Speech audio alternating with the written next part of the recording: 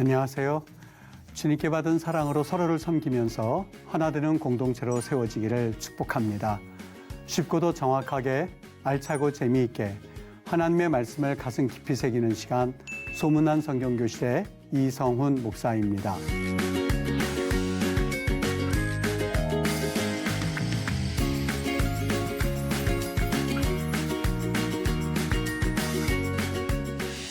지난 시간에 나눈 내용 기억하시죠?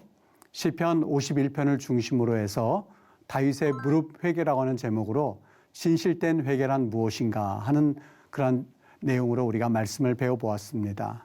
오늘 여러분과 나눌 이야기는요, 시편 67편을 중심으로 해서 예배, 선교의 힘이라고 하는 제목으로 하나님의 말씀을 배우겠습니다.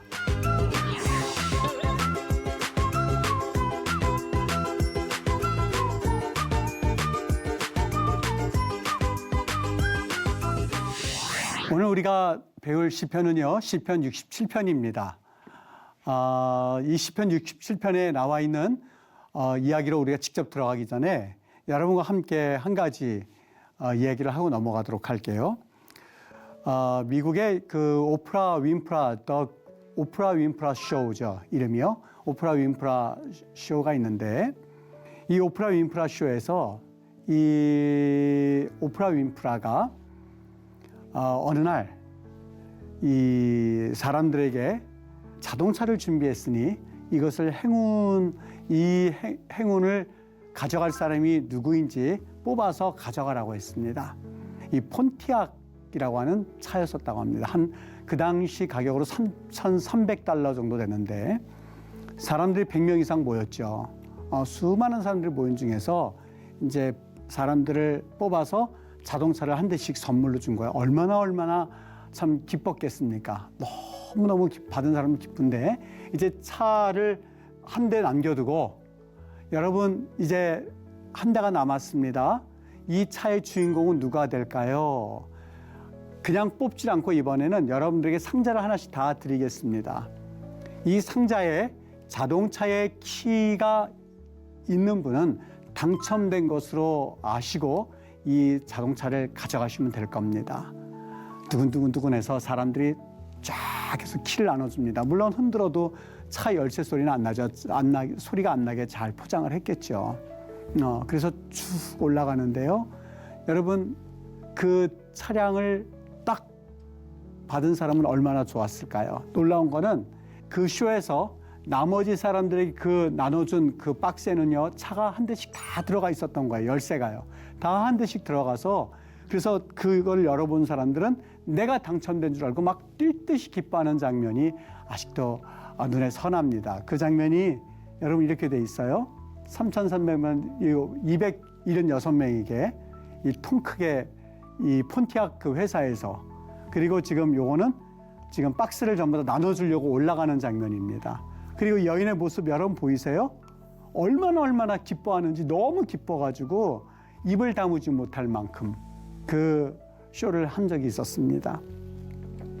여러분 276명입니다.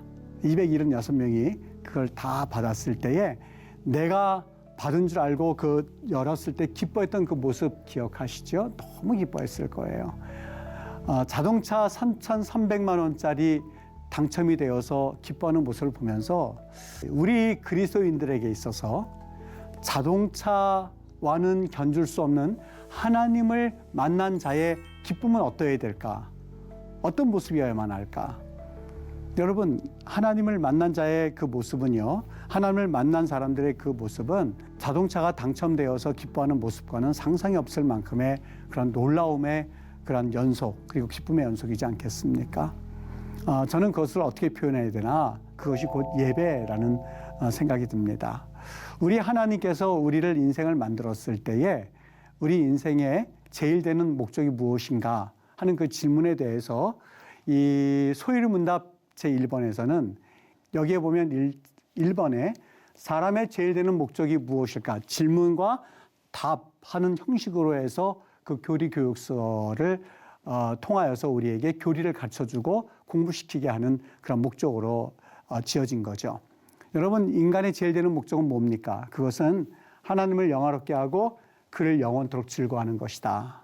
이 목적의 절정이 뭐다? 이것이 예배이다. 그러니까 여러분, 예배라고 하는 것은 마치 장송곡에 맞추어서 상여가 나가는 그런 분위기가 아니라 정말 하나님을 영화롭게 하고 또 영원토록 즐거워하는 무리들이 모여서 하나님을 찬양하고 하나님을 예배하는 것, 이것이 바로 예배의 본 모습이라고 하는 거죠. 성경에서는 우리에게 이렇게 말씀합니다. 이사야 43편 21절 말씀, 이 백성은 내가 나를 위하여 지었나니 나를 찬송하게 하려 함이니라. 여러분과 나를 하나님께서 이 땅에서 창조해 주신 목적이 있습니다. 그것은 하나님 앞에서 우리가 예배하게 하기 위해서, 하나님이 우리를 통해서 예배를 받으시기 위해서 여러분과 나를 만드셨다고 하는 사실, 여러분 다 알고 있는 이야기일 수 있습니다만 이 창조의 목적을 분명히 하면 우리가 무엇 때문에 왜 살아가야만 하는지에 대한 분명한 방향성을 우리에게 보여주고 있는 그런 말씀이죠. 자, 시어라고 하는 것은 오늘 우리가 시어에 대해서 여러 가지를 보게 될 텐데요. 시어뿐만이 아닙니다. 그리고 시에는 여러 가지 언어에 대한 문법이 나와져 있습니다. 여러분, 그런 것들은 그냥 단순히 우리의 문학적인 어떤 재미와 유익과 그리고 유의를 위해서 만든 것이 아니라 이 시편에 나와 있는 그 모든 언어와 문법과 구조와 이런 것들은 그 시의 내용을 풍부하게 하기 위해서 사용되었다는 것을 우리는 꼭 기억하셔야만 합니다. 이를테면 빛, 그러면 그 빛이 이렇게 비춰오는 빛이구나 이렇게 생각해 볼 수 있습니다만, 프리즘으로 비치면 7가지 색깔로 다 구별해서 아름답다 하는 그런 마음이 들지요. 마찬가지로 시의 문법과 또한 구조와 언어를 통해서 그 시에서 말해주고자 하는 시편, 그 시인의 마음을 명확하게 보여주기 위한 것이 바로 이 시에 나타난 언어와 구조들과 문법의 목적이라고 할 수 있을 겁니다. 우리가 이 내용을 한번 들어가 보면은요, 67편 1절과 2절을 보면 여러분 조금 지금은 조금 있다가 67편 9절을 보여드리면 금방 눈에 확 들어올 텐데 1절과 2절의 내용은 하나님 우리에게 복을 주십시오 하는 내용입니다. 우리에게 은혜를 베푸셔서 복을 주십시오. 빛을 우리에게 주십시오. 그리고 모든 나라에게 알리십시오. 은혜와 복을 구하는 장면이에요. 그리고 1절서부터 7절까지 있는데 여기 6절과 7절은 또 뭐죠? 똑같이 1절과 2절처럼 하나님 앞에 복과 하나님께서는 반드시 복 주실 분이라고 하는 것을 노래하고 있습니다. 그리고 그 다음 절 한번 보도록 할게요. 여기 3절에서는 어떤 내용이냐면 이스라엘만이 아닌 온 민족의 찬송을 소망하고 있는 내용입니다. 하나님이여, 민족들이 주를 찬송하게 하소서. 이스라엘뿐만이 아니라 민족이 주를 찬양하게 하소서. 이스라엘이 아닌 온 민족의 찬송을 소망하고, 여기 5절에서도 보면 똑같은 그 비슷한 내용이 담겨져 있는 것을 볼 수가 있죠. 하나님이여, 민족들이 주를 찬송하게 하시며 모든 민족으로 주를 찬송하게 하소서. 그러니까 여기 3절과 5절이 그 내용이 그 어느 정도 유사하다는 것을 우리가 알 수가 있죠. 찬송을 소망하고 찬송하게 하소서. 그러면 구조가 어떻게 되냐면요, 여러분 지금 한 이야기를 조금 정리해서 보면은요, 이렇게 돼 있어요.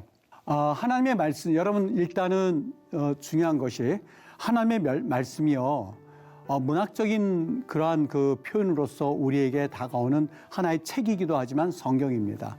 즉 성경의 모든 구조, 시어라든지 문법이라든지 아니면은 구조라든지 하는 것들은 우리에게 복잡함을 주기 위함이 아니라 메시지를 명확하게 하기 위해서 그런 구조와 언어가 사용됐다고 하는 것은 여러분이 꼭 인식했으면 좋겠습니다. 머리에 담아두셨으면 좋겠어요.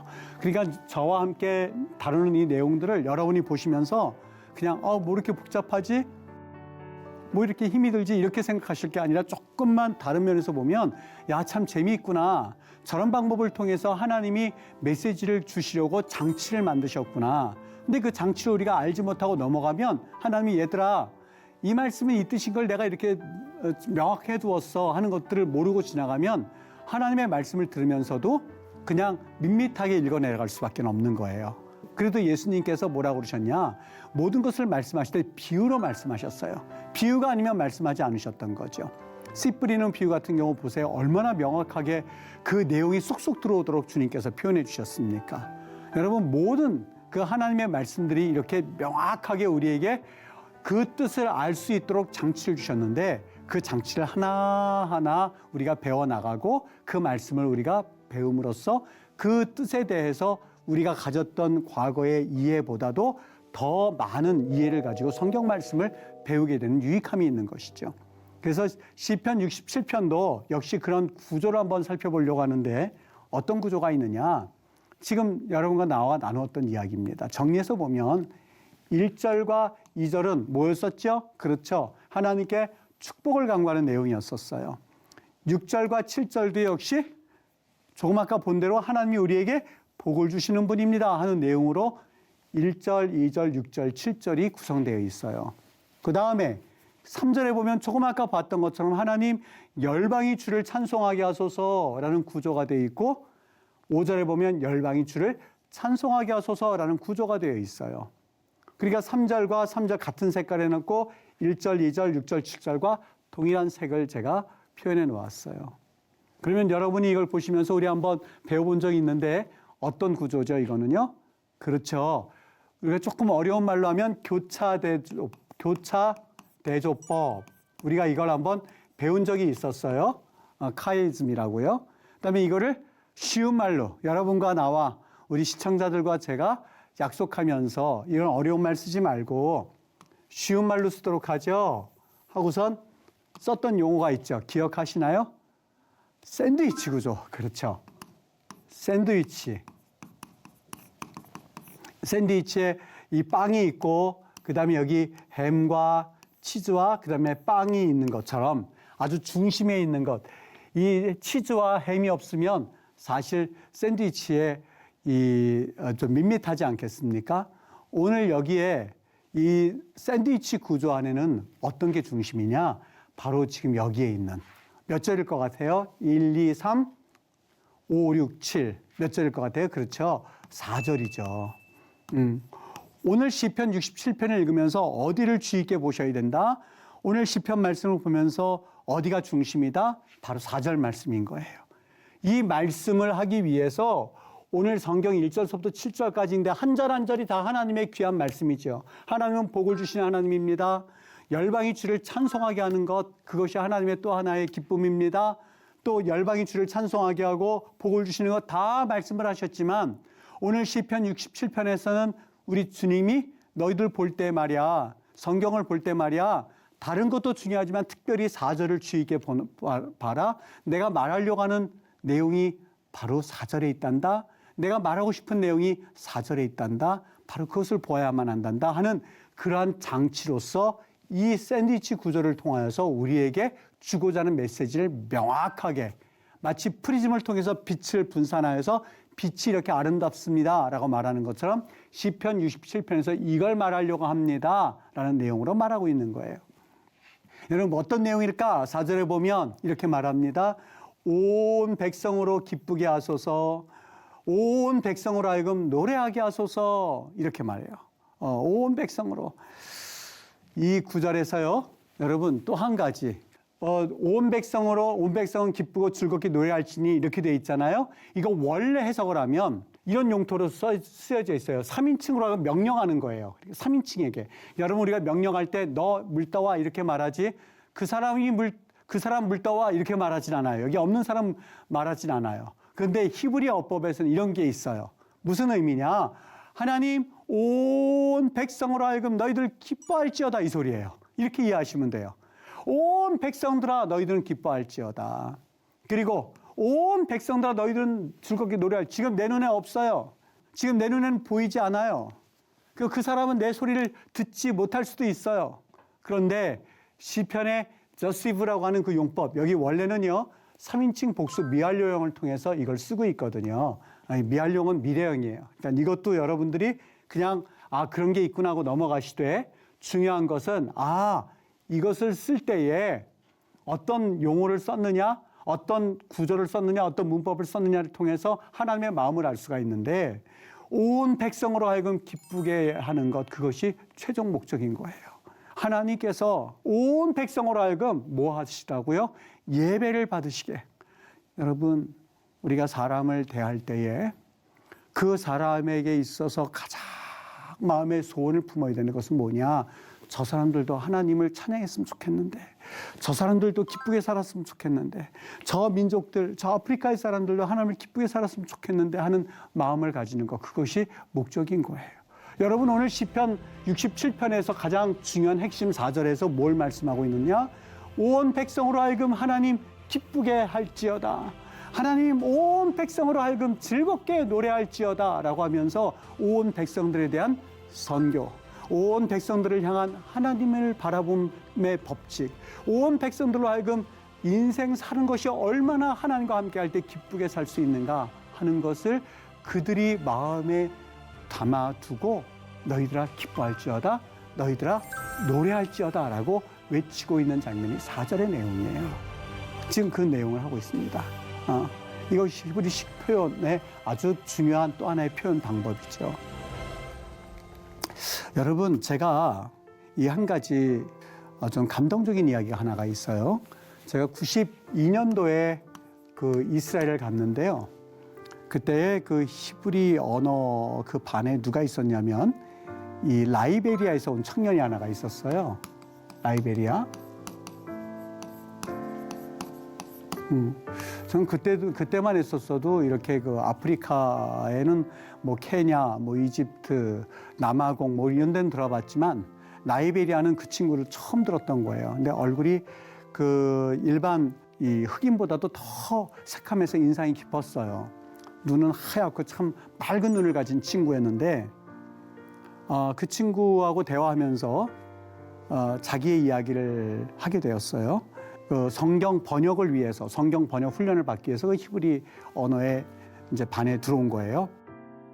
그때 미리암이라고 하는 아주 이 성경 번역계에서는 탁월한 그 교수법을 가지고 계신 선생님이 강의할 때였었는데 그 청년이 너 어떻게 여기까지 오게 되었니? 이스라엘에 이 성경 번역하는 장소까지 와서 훈련을 받게 되었니? 물어보니까 그 이야기를 해주는 거예요. 자기 담임 목사님이 미국에서 오신 분이신데 백인 목사님이시죠. 백인 선교사님이요. 근데 이 선교사님이 어떻게 해서 라이베리아까지 선교를 오시게 되었냐면 이 선교사님 아버님은 술과 도박에 빠져가지고요. 아주 이 인생을 거의 망치는 그러한 그 삶을 살았던 그런 분이셨대요. 근데 그 어머니가 있는데 어머니가 이 아들들 두 명의 아들들 붙잡고 이제 이 남편과 살아야만 하나 아니면 내가 그만 갈라서야만 하나 이렇게 고민을 할 때쯤에 마음에 감동이 있더랍니다. 그래서 이 아이들을 붙잡고 그래도 기도해야 되지 않겠나 싶어서 그 갈등을 가지고 있으면서 두 아들, 이 선교사님과 그 두 아들, 큰 아이를 부여잡고 이 기도를 하기 시작한 거예요. 근데 하나님께서 찬송을 주더랍니다. 내 영혼이 은총 입어 중한 죄짐 받고 보니 그 찬송을 하면서 그렇게 그 어머니가 우시더랍니다. 하나님께 은혜를 받은 거죠. 남편은 그렇게 살더라도 이 두 아이들만큼은 믿음으로 키워야겠다 해서 눈물로 이 아이들을 키운 거예요. 근데 그 키우는 과정 가운데 남편이 결국에는 돌아옵니다. 아내의 그런 모습을 보면서 술도 끊고 도박도 끊고 그리고 이 낭비하는 것 다 끊어버리고 가정으로 돌아오게 되죠. 근데 기적은 여기에서 끝나지 않습니다. 한 여인이 하나님 앞에 찬송하고 그리고 하나님께 복을 구했던 이 여인이 하나님 앞에 그렇게 구했을 때에 기적이 일어나는데 첫 번째 아들은 목회자로 헌신하게 되었고요. 그리고 두 번째 자녀가 바로 이 선교사로 헌신하게 됐는데 그 선교사의 그 장소를 어디로 정했냐면 아프리카의 라이베리아로 정한 거예요. 그래서 여기 선교사님으로 오셔서 그때부터 제자 양육을 하면서 이 아이들을 가르치기 시작했는데 그 열매 중에 한 명이 누구냐? 제가 조금 전에 언급했었던 그 청년이었던 거예요. 그러니까 그 청년이 은혜를 받고 어떻게 헌신하게 되냐면 나 이제부터 성경 번역가로 헌신할래. 그래서 그 반에 들어온 거예요. 그래서 동양에서 온 이성훈이라는 사람과 같이 이야기를 나누면서 자기의 간증을 하는 거예요. 제가 그 간증을 그때 20대 때 들으면서 얼마나 감동이 되고 얼마나 마음에 삶의 방향에 대해서 한번 생각해 볼 수 있는 기회가 되었는지 모릅니다. 여러분, 그 선교사님의 어머니의 하나님 앞에서의 그 간절한 혼자만에 드려진 예배를 통하여서 하나님께서 그 아들을 선교사로 보내셔서 그 선교사에게 열매를 하나님께서 허락해 주셔서 그 친구가 이스라엘 와서 성경 번역하러 아마 지금쯤은 돌아가서 자기 그 종족의 언어를 성경으로 번역하면서 하나님 앞에 헌신하고 있지 않겠는가 생각해보면 아직도 그 친구의 얼굴이 저는 눈에 선해요. 여러분, 여기 그 얘기를 적어 놓은 겁니다. 예배라고 하는 것은 하나님의 은혜가 흘러가는 통로입니다. 여러분, 우리가 어떻게 하나님을 만날 수 있겠어요? 하나님께서 구약시대에는 장막이라는 것을 통해서 하나님과 이스라엘 백성의 미팅 포인트를 해주셨지만 우리가 하나님을 만날 수 있는 통로를 하나님 열어주셨는데 그게 뭐냐? 예배예요. 찬양이에요. 온 백성들이 복을 구하는데 그 복은 어떻게 구체적으로 나타났어요? 바로 찬양과 열방의 주께로 돌아오는 그러한 은혜로 하나님께서 허락해 주셨어요. 그리고 하나님의 마음은 뭐예요? 그 은혜를 경험하고 예배를 경험한 사람들의 마지막 외침은 뭐냐? 4절에 있는 것처럼 온 백성이요. 일본과 중국과 그리고 러시아와 그리고 동남아와 모든 민족들아, 그리고 우리 대한민국의 아직도 복음을 알지 못하는 모든 민족들아, 주님을 찬양할지어다. 우리 하나님께 기쁨의 삶을 살지어다 라고 외치고 있는 그 4절의 말씀이야말로 바로 시편 67편에서 우리에게 주고자 하는 그런 하나님이 그 시편 기자를 통해서 주는 메시지라고 할 수가 있겠죠. 여러분, 여기 제가 이 피자 브랜드를 좀 적어 놓았습니다. 여러분, 이 피자 브랜드를 보시면서 무슨 생각을 하시나요?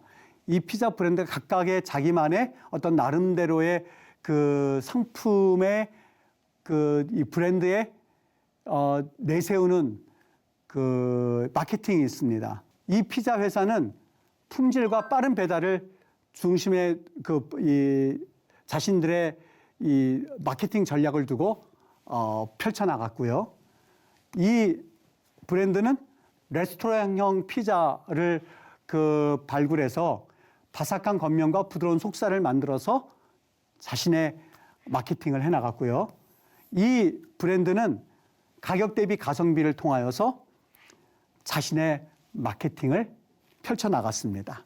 여러분, 그렇다면 우리 그리스도인들에게 있어서 각각 회사들은 자신의 가장 잘하는 것 또한 자신들이 내세울 것을 각각 내세움으로써 마케팅을 하였는데 우리 그리스도인들에게 있어서 가장 내세워야 될 것은 무엇일까?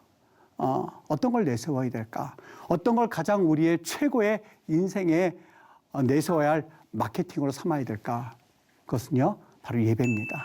예배는 교회 안에만 머물지 않고요. 예배는 땅끝까지 복음을 전파해서 영혼을 하나님 앞으로 부르는 그러한 놀라운 확장에 대한 소망을 가지고 우리가 하나님 앞에 예배를 해야겠지요. 그래서 67편의 결론을 한번 내린다면 예배는 목적임과 동시에 선교의 문을 여는 길목입니다. 여러분, 하나님 앞에 진실되게 드리는 그 예배는 반드시 가정을 살릴 것입니다. 뿐만이 아니라 그 예배를 통해서 영혼이 살아나게 될 것입니다. 그리고 그 예배를 통해서 온 열방이 진정 삶의 목적과 이유를 깨닫고 그리고 기쁨을 회복하는 그런 역사에 하나님이 주시는 귀한 만남의 축복의 장소 또한 축복의 시간이 바로 예배라고 할 수가 있겠죠. 이번 주에 또 여러분들 예배 드리실 것입니다. 새벽 예배도 있고 수요 예배도 있을 텐데 여러분 예배마다 하나님께서 주시는 은혜가 충만하여서 영혼이 살아나고 여러분 삶 가운데 이런 놀라운 선교의 문이 열려져서 온 열방이 주께로 돌아오는 그런 꿈을 꿀 수 있는 귀한 시간을 꼭 경험하시게 되기를 주님의 이름으로 축복합니다.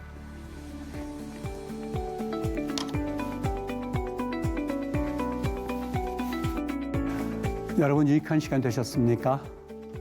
오늘 수업은 유튜브를 통해서 다시 보실 수 있습니다. 시편의 말씀을 마음에 품고 하나님의 위로와 사랑을 깊이 누리는 여러분 되시기를 바랍니다. 다음 시간에는 믿음과 치유라는 제목을 가지고 시편 103편을 배우도록 하겠습니다. 말씀의 은혜로 기쁨이 넘치는 하루 되시기를 바라면서 다음 시간에 반갑게 뵙겠습니다. 감사합니다.